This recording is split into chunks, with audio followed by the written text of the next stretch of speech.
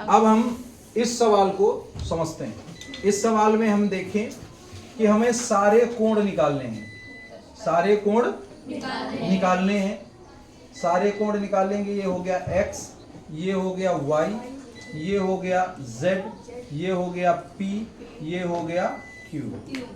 इतने सब कोण निकाल और बहुत जल्दी चुटकियों में हम लोग कोण ये सब निकालेंगे। देखिए कैसे, ये 60 है तो ये भी हो गया 60। क्यों? शीर्षाभिमुख, यानी हो गया कोण Q बराबर 60 शीर्षाभिमुख।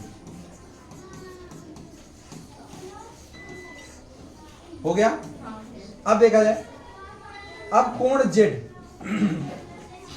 प्लस 60 बराबर 180, क्योंकि ये इसका बाह्य कोण है और Z तुम्हारा अंतःकोण है त्रिभुज का। तो ये हो गया कोण Z बराबर हो गया 120, क्योंकि ये जाएगा इधर 180 माइनस 60 120। अब बचा P, तो P कैसे निकालेंगे?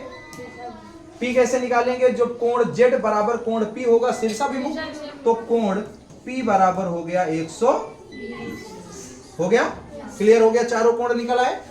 ये कोण Z निकला है 120। अब कोण Y निकालते हैं यहाँ पे।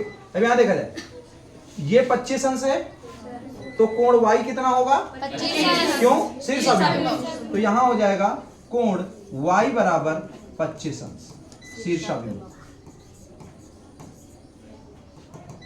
हो गया। अब ये देखा जाए, कोण Y निकल आया हमारा, और ये वाला कोण हमारा हो जाएगा कौन सा? बाह्य कोण, और ये है अंतःकोण। तो ये निकल आएगा हमारा 180 माइनस 25। समझ आया? कितना हो जाएगा? 155। ये कोण निकल आया। जब ये 155 है तो ये भी 155। क्लियर हो गया? अब ये देखा जाए, ये 25 हो गया और ये कितना निकला था हमारा? 120। कितना? 120। अब ये निकलेगा तो कैसे निकलेगा? 180 माइनस 120 प्लस 25, 180 माइनस 145, तो कोण x बराबर हो गया 35। समझ आया? देखा जाए, समझ में आया? सारे कोण निकाल लोगे? एक बार फिर से देखा जाए, हमारा यहाँ पे 60 अंश दिया है, तो 60 के बराबर हमारा Z हो जाएगा 120, क्योंकि ये क्या है? अंतःकोण और बाह्य कोण।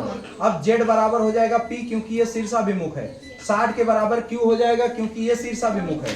यहाँ पर 25 के बराबर Y हो जाएगा, क्योंकि ये शीर्षाभिमुख है। अब ये है 25 और ये कोण निकालना है, तो ये तुम्हारा अंतः और बाह्य हो गया। तो ये 25 है तो ये हो जाएगा 150।